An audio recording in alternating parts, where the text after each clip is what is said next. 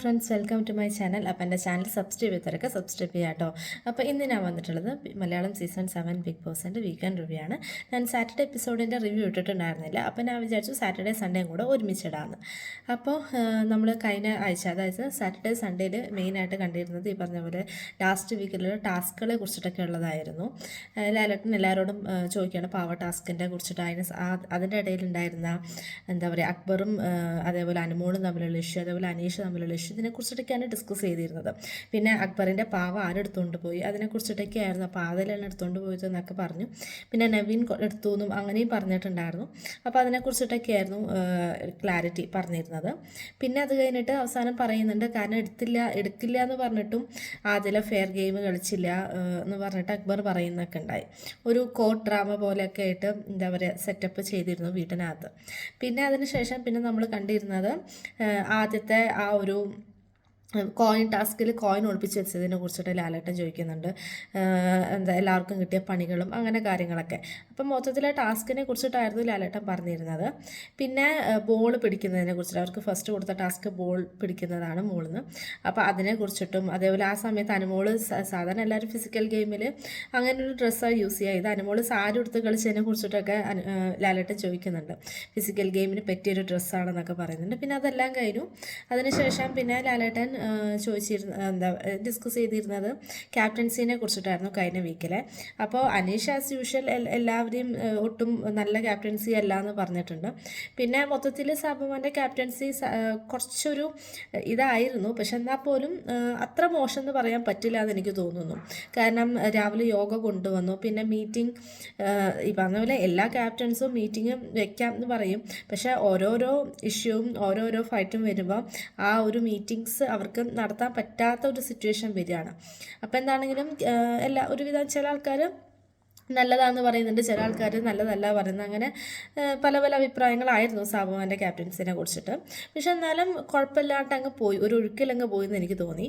പിന്നെ എന്താ പറയുക, ലാലേട്ടൻ മെയിനായിട്ട് കഴിഞ്ഞ ആഴ്ചത്തെ ഓരോ എന്താ പറയുക ചെറിയ ചെറിയ ഓരോ ഫൈറ്റുകളെ കുറിച്ചിട്ടൊക്കെയാണ് മെയിനായിട്ട് പറഞ്ഞിരുന്നത്. എന്താ വെച്ചാൽ സ്റ്റാർട്ടിങ്ങിൽ തന്നെ കഴിഞ്ഞ ആഴ്ചത്തെ ക്യാപ്റ്റൻസിയുടെ ആ ഒരു ഗെയിം, അതിനെക്കുറിച്ചിട്ട് ലാലേട്ടൻ പറഞ്ഞിരുന്നു. കാരണം നവീൻ അതിൻ്റെ ഇടയ്ക്ക് കയറി വന്ന് ഗെയിം അതിൻ്റെ ഇടയ്ക്ക് ഗെയിമിൻ്റെ ഇടയിൽ വന്ന് കൊളാക്കാൻ പോയതും അതിനെക്കുറിച്ചിട്ടൊക്കെ ലാലേട്ടൻ പറയുന്നുണ്ട്. കാരണം കുറേ ആര്യനും അതേപോലെ സാബുമാനും അവസാനം വരെ നിന്ന് ഇതായിട്ടും അവസാനം എന്താ പറയുക സാബുമാൻ ജയിച്ചു. അപ്പോൾ അത് അനുമോളോട് ചോദിക്കുമ്പോൾ അനുമോള് പറയുന്നുണ്ട് ആര്യന് ആ ഒരു ഇമ്മ്യൂണിറ്റി പവറിന് വേണ്ടിയിട്ടാണ്, ക്യാപ്റ്റൻ ആവാനുള്ള മോഹമായിട്ടല്ല എന്ന് പറയുന്നുണ്ട്.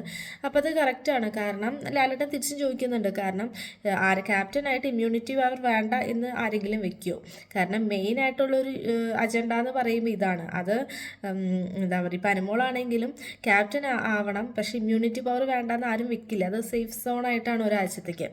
അപ്പോൾ അതിനെക്കുറിച്ചിട്ടൊക്കെ പറയുന്നുണ്ട്. അതാണല്ലോ ഗെയിം, പിന്നെ എന്തിനാണ് അതിനെക്കുറിച്ചിട്ട് ഇങ്ങനെ പറയുന്നത്, അങ്ങനെ കുറേ കാര്യങ്ങളൊക്കെ പറയുന്നുണ്ട്.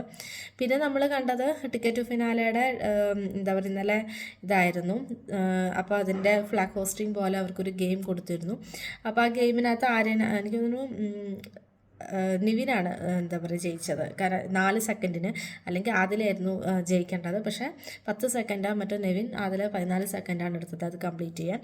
അപ്പോൾ എന്താണെങ്കിലും ഈ പറഞ്ഞ പോലെ നിവിൻ നന്നായിട്ട് ഗെയിമിലും കാര്യങ്ങളൊക്കെ നിവിൻ നന്നായി ചെയ്യുന്നുണ്ട്.